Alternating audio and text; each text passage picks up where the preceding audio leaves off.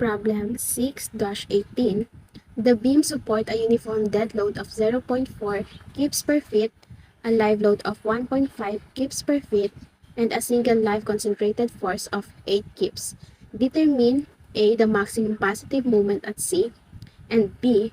The maximum positive vertical reaction at P. Assume A is a ruler and B is a pin. Influence line for shear at C. Place a pair of vertical rollers at C, then subject them to a pair of shear forces. Now draw the resulting deformed shape. Here, because of an internal hinge, the beam is divided into two bars, which is the BC and CA. The bar CA is going to be pushed up at C. Then for bar BC, we have a force forcing down at C. This means the beam has to rotate clockwise at A, which means C need to move up. But can C move up? Can C move up? The hinge at C does permit vertical movement at that point, but does the point actually move up? It all depends on the adjacent segment. C moves up only if bar BC can rotate counterclockwise. That is, for B can rotate counterclockwise. In this case, B can rotate clockwise since there is a pin at the point. Therefore, C does move up, which causes bar BC to rotate clockwise. So here is the influence line for shear at C. In short, pag sinabi nating influence line, ang key idea dyan is ang pag-a-analyze natin is typically moving loads sa isang beams or trusses. So, ang ginagamit natin para ma-determine yung maximum forces or shear or moments ng isang moving loads is basically yung influence line from which nag-draw tayo ng parang shear and moments lang din. Yung graph dyan na na-draw is basically graph yan ng shear and moment, tama? Pero wala man kasing mga values yan. So, dun papasok yung concept naman ni influence lines. So, kukunin natin ang y1 and y2 dyan kasi diba yung value dyan na makukuha natin is yan yung magiging intensity or kumbaga height ng triangle na yan. So, para makuha yung intensity doon, gamitin mo yung na-derive natin na formula na yan. Which is, ang formula para mahanap ang y1 is equal to A times B over A plus B, wherein A is equal to 10 and B is equal to 10. So, y1 is equal to 10 times 10 over 10 plus 10 is equal to 5. Then, to get the y2, we need to use the ratio and proportion. Y1 is equal to 5 over 10 is equal to negative y2 over 15 is equal to y2 is equal to negative 7.5.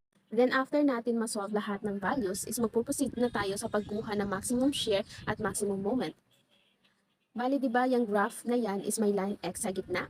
So, ibig sabihin lahat ng nasa taas na side is positive moment ng shear yan, sa baba naman is negative.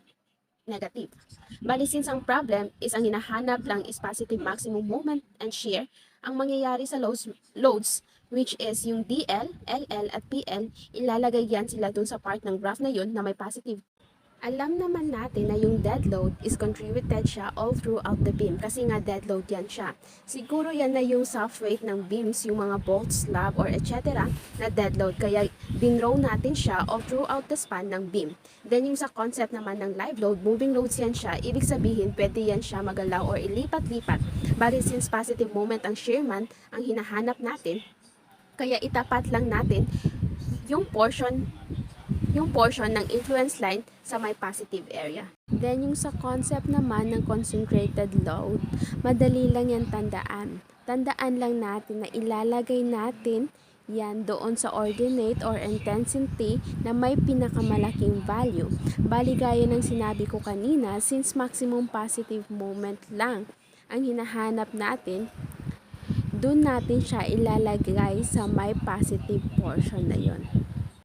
After natin makuha lahat ng values na kailangan natin, pwede na natin siyang i-input sa graph at pwede na rin natin ma-solve ang maximum positive moment at C.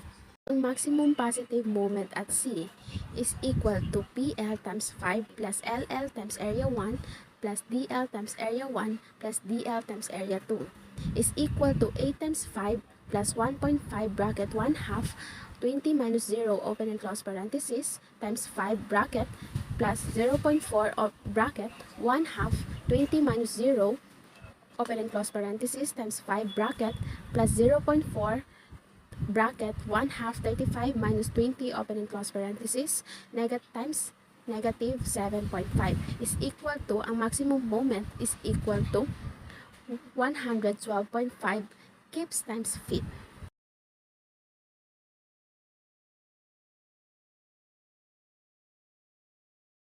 The influence line for shear at B. Place a vertical rollers at B, then subject them to a pair of shear forces. Bar BC turns clockwise like this, then the rest of the beam will follow its movement. Sa paghahanap naman ng maximum vertical reaction at B, same lang din ang gagawin natin, katulad lang din ng nauna. Pero hindi na natin hahanapin ang y1 natin kasi ang y1 natin is equivalent to 1 na. Hahanapin na lang natin ang y2 natin by using ratio and proportion.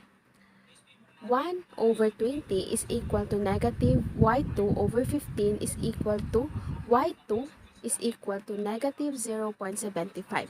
Then after natin makuha ang y2 natin, pwede na natin isolve ang maximum vertical reaction at B natin, which is equal to PL times 1 plus LL times area 1 plus DL times area 2 is equal to 8 times 1 plus 1.5 bracket 1 half 20 minus 0 open and close parenthesis times 1 bracket plus 0.4 open and close parenthesis 1 half 20 minus 0 open and close parenthesis times 1 plus 0.1 times 1 half times 35 minus 20 open and close parenthesis times negative 0.75. Then, ang maximum vertical reaction at B is equal to 24.75 kips.